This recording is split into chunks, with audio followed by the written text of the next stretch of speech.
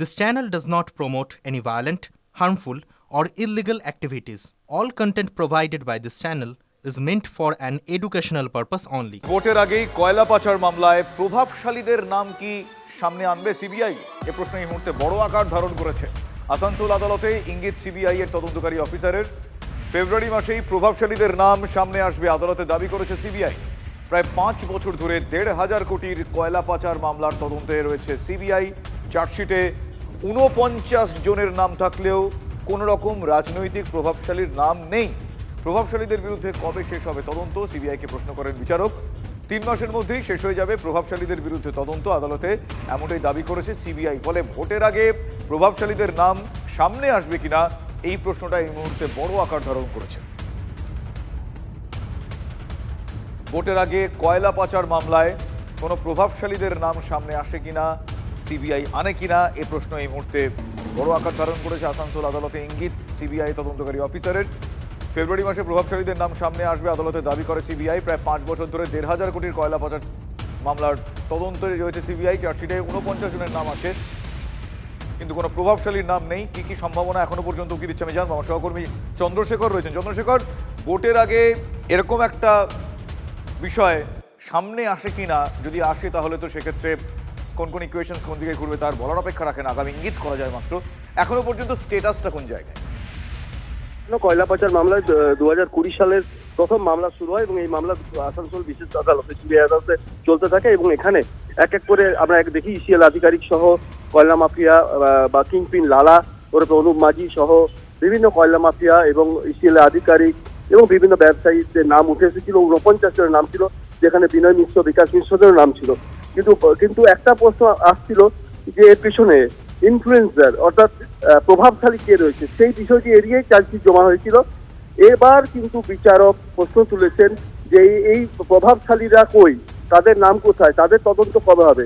এবং যিনি আইও investigation officer তিনি জানিয়েছেন আগামী 3 মাসের মধ্যে এই প্রভাবশালীদের নাম সামনে আনা হবে। এবং এই পর্যবেক্ষণটি হয়েছে গত শুক্রবার দিন আসানসোল বিশেষ সিবিআই আদালতে। এবং অর্থাৎ বোঝাই যাচ্ছে ফেব্রুয়ারি মাসে এই নামগুলো আসতে পারে। এবং তুমি জানো কয়লাকাণ্ডে ইতিমধ্যেই সিবিআই যে বিভিন্ন রাজনৈতিক নেতাদের ঘরে যে অভিযান চালিয়েছিল, তার মধ্যে আসানসোলে একজন মন্ত্রী ছিলেন লালা, লাল ডায়েরিতে যার নাম পাওয়া গেছিল। এর পাশাপাশি আমরা জানি শুভেন্দু অধিকারী যার কথা বলে থাকেন কয়লা ভাইপো। অর্থাৎ এই ধরনের রাজনৈতিক ব্যক্তিত্বর নাম উঠে আসতে পারে বলে সম্ভাবনা তৈরি হয়েছে, জল্পনাও শুরু হয়েছে। ধন্যবাদ চন্দ্রশেখর। এই সবকিছুর মধ্যে একটা কেউ প্রভাবশালী ব্যক্তি ছিল, সেটাই বিচারপতি জিজ্ঞেস করেছেন যে সেই প্রভাবশালী ব্যক্তির নাম কে। এবং আয়ও বলেছে যে আমরা 3 মাসের মধ্যে জানাবো। তো মাথাটা কে?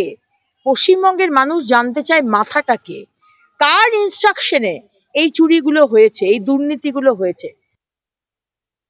4-5 মাস মাথাতে এই রাজ্যে পশ্চিমবঙ্গে বিধানসভা ভোট, অতএব স্বাভাবিকভাবে ED, CBI, enforcement director, income tax সহ যত ধরনের আপনার কেন্দ্রীয় সরকারের সংস্থা আছে তাদের অতি সক্রিয়তা এবার আমরা দেখতে পাবো, বঙ্গবাসীও দেখতে পাবে। তাদের দিল্লির প্রভুরা যেমন বলেন তারা সেইভাবে এটাকে নিয়ে মুভ করেন। ভোটমুখী বাংলায় গাড়িতে টাকার পাহাড়, অনেক প্রশ্নের পাহাড়ও খাড়া করছে। নারায়ণপুরের আকাঙ্ক্ষা মোড়ে আপনারা ইতিমধ্যেই জেনেছেন গাড়িতে উদ্ধার হয়েছে 1-2 নয় একেবারে 5 কোটি টাকা। আর সেই 5 কোটি টাকা সমেত গাড়ি বাজেয়াপ্ত করেছে বেঙ্গল এসটিএফ। গাড়ির যিনি চালক ছিলেন তাকে গ্রেফতার করা হয়েছে, গাড়ির মালিককে গ্রেফতার করা হয়েছে। ধৃত আকরাম আহমেদ এবং যিনি চালাচ্ছিলেন গাড়ি চালক তার নাম ইমরান আহমেদ। তাদের 7 দিনের পুলিশি হেফাজতের নির্দেশ দিয়েছে ব্যারাকপুর আদালত। টাকার উৎস সন্ধানে এই মুহূর্তে এসটিএফ আছে।